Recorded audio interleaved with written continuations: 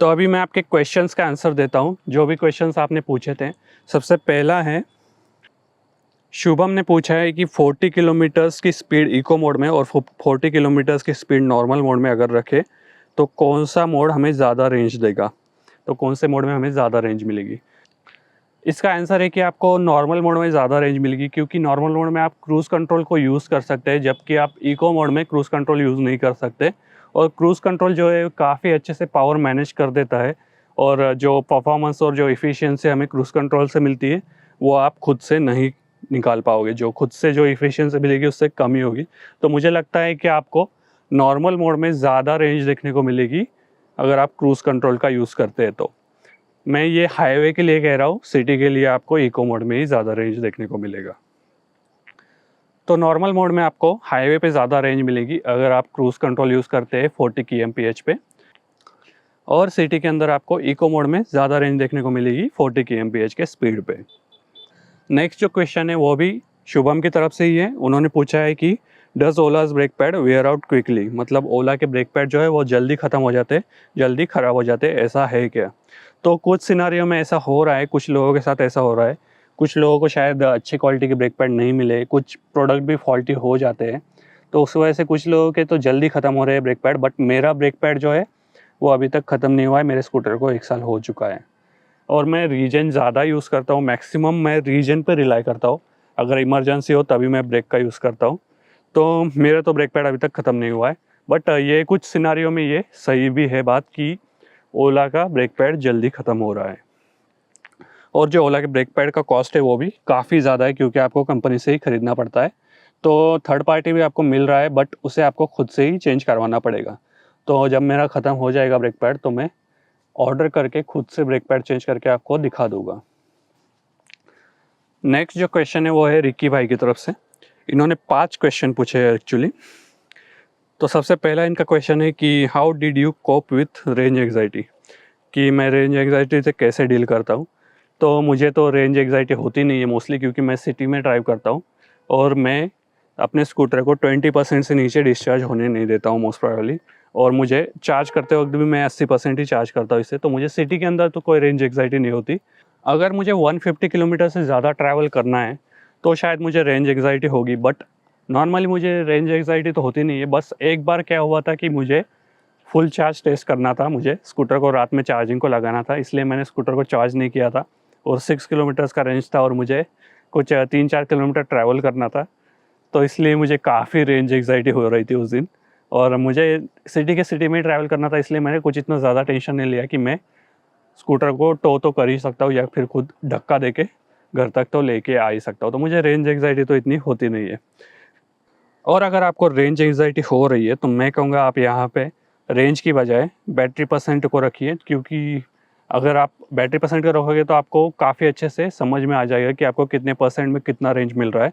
तो आप better plan कर पाओगे अपने ट्रिप को। नेक्स्ट क्वेश्चन जो रिकी भाई ने मुझसे पूछा है वो है, did you ever felt that IC scooter was needed instead of buying Ola. उन्होंने पूछा है कि आपको कब ऐसा लगा है कि मुझे आईसी स्कूटर खरीदना चाहिए था ओला खरीदने के बजाय। तो मैं कहूँगा कि मुझे ऐसा कभी नहीं लगा है।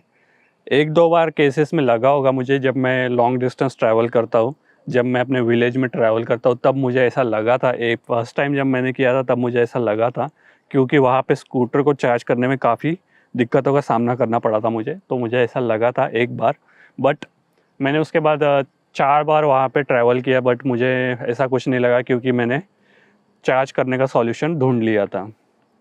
अब वो सॉल्यूशन तो मैं आपको बता नहीं सकता, क्योंकि वो मोस्ट प्रोबेबली इलीगल होगा, तो मैं आपको वो बता नहीं सकता।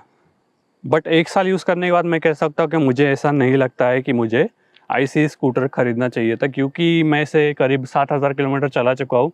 अगर आप पेट्रोल प्राइस को कंसीडर करें तो मैंने करीब 15,000 रुपये बचा लिए है स्कूटर को चलाने में और पेट्रोल कॉस्ट में। अगर आप मेंटेनेंस छोड़ दें तो मैंने एक्चुअली 15,000 रुपये बचा लिए है, क्योंकि आईसी स्कूटर में मेंटेनेंस की भी काफ़ी ज़रूरत होती है। तो जितना मुझे चार्जिंग में पैसा लगा होगा उतना मेंटेनेंस का खर्चा तो आईसी स्कूटर में आ ही जाता। तो नेक्स्ट क्वेश्चन जो रिकी भाई ने मुझसे पूछा है कि how did you overcome our stereotype peoples opinion choice and choose Ola over them. मतलब बेसिकली उन्होंने पूछा है कि जो लोगों के स्टेरियोटाइप होते हैं इलेक्ट्रिक स्कूटर को लेकर, कि इलेक्ट्रिक स्कूटर बेकार होते हैं, बैटरी कॉस्ट बहुत ज़्यादा आता है, बैटरी रिप्लेसमेंट करना पड़ता है साल को, ये सब आपने ओवरकम कैसे किया और आपने ओला कैसे बाय कर लिया?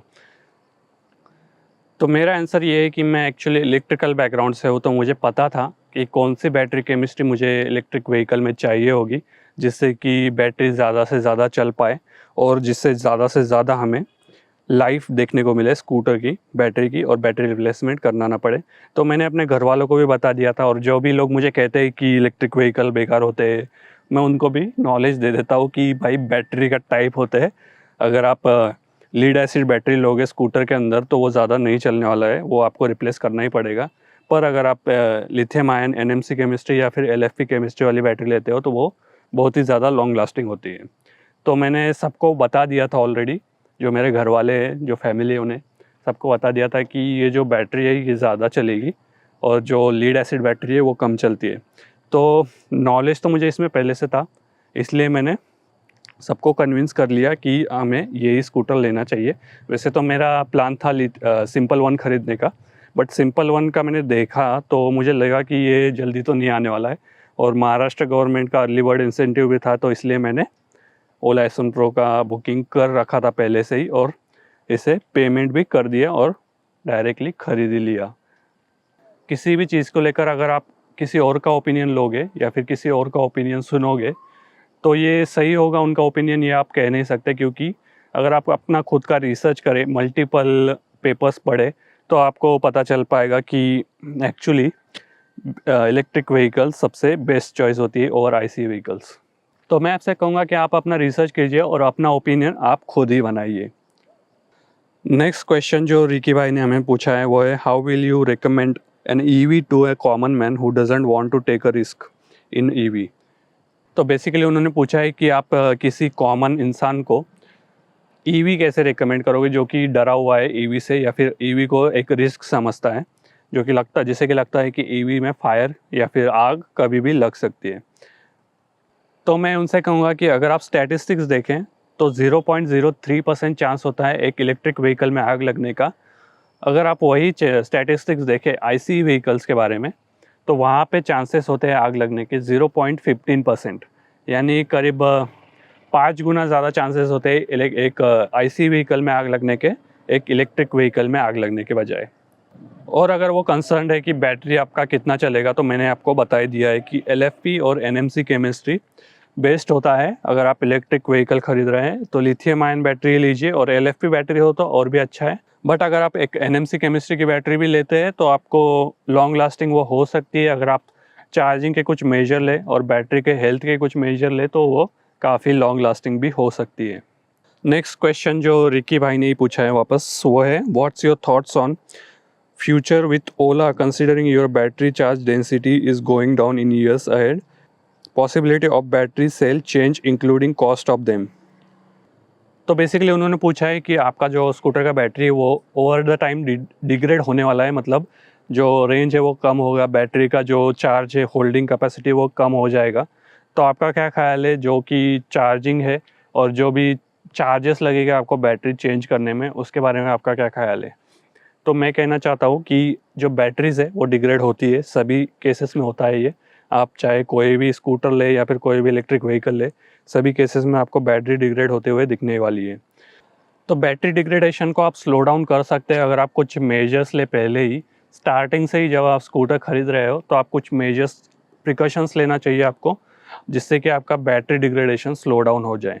जैसे कि मेरे स्कूटर को अभी 1 साल हो चुका है, बट मुझे अभी तक कोई भी बैटरी में डिग्रेडेशन नोटिस नहीं हुआ है, कोई भी रेंज ड्रॉप नोटिस नहीं हुआ है।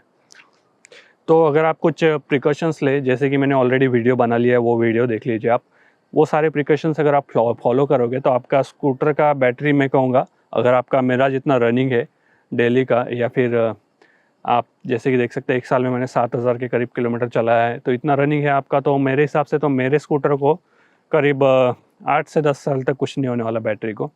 थोड़ा बहुत डिग्रेडेशन होगा, मैं कहता हूँ 30 किलोमीटर का डिग्रेडेशन तो हो ही जाएगा मेरे ख्याल से 5-6 साल के बाद तो डिग्रेडेशन होगा, बट आपको बैटरी रिप्लेसमेंट की ज़रूरत नहीं रहेगी। तो आप वो वीडियो देख लीजिए और वो सारे टिप्स फॉलो कीजिए जो भी मैंने बताए हैं। आपको उसका लिंक डिस्क्रिप्शन में मिल जाएगा, तो आपका जो बैटरी डिग्रेडेशन है वो काफ़ी स्लो डाउन हो जाएगा। नेक्स्ट जो क्वेश्चन है वो पूछा है नंदा कुमारन ने, what is the overall maintenance cost of the vehicle in last 1 year. मतलब 1 साल में मेरे व्हीकल का जो सर्विस कॉस्ट था, मेंटेनेंस कॉस्ट था, वो कितना था। तो मैं कह दूँ आपसे, बता दूँ आपको कि मेरा सर्विसिंग जो है वो फ्री ऑफ कॉस्ट हुआ है, कोई भी मुझे चार्जेस पे नहीं करने पड़े। बस 60 रुपये मुझे लगे, जो कि लास्ट सर्विस में ही लगे थे, जो कि डैशबोर्ड के क्लिप चेंज करने में लगे थे। तो कुछ भी चार्जेस मुझे पे नहीं करने पड़े हैं अपने स्कूटर के लिए, मेंटेनेंस के लिए, लास्ट 1 ईयर के अंदर। नेक्स्ट जो क्वेश्चन है वो पूछा है आर्यन शर्मा ने, why you chose Ola S1 pro unique feature. मतलब इसका आपने ओला S1 प्रो क्यों ख़रीदा और इसका कुछ यूनिक फीचर है जो आपको ज़्यादा पसंद हो। तो एक्चुअली मैंने ओला S1 प्रो ख़रीदने का डिसाइड नहीं किया था। मेरा डिसीजन था कि मैं सिंपल वन लेना चाहूँगा, बट एक्चुअली हुआ क्या कि मैंने बुकिंग को कर रखा था ओला S1 प्रो का। जब बुकिंग स्टार्ट हुआ तो पहले ही दूसरे दिन ही बुकिंग कर दिया था मैंने।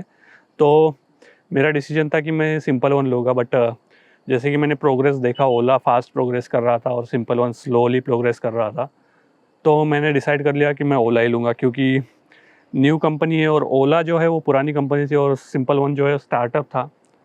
ओला पे भरोसा किया जा सकता था और सिंपल वन पे भरोसा नहीं किया जा सकता था बेसिकली, इसलिए मैंने ओला S1 प्रो को चूज़ किया। तो यूनिक फीचर तो एक्चुअली इसका डैशबोर्ड ही है, जो कि ये टच स्क्रीन है, और जो मोटर है जो कि मिड ड्राइव मोटर है, क्योंकि मैं हब मोटर प्रेफर नहीं करता हूँ। तो वही यूनिक फीचर मैं मानूंगा जिसके लिए मैंने ओला S1 प्रो को लिया है।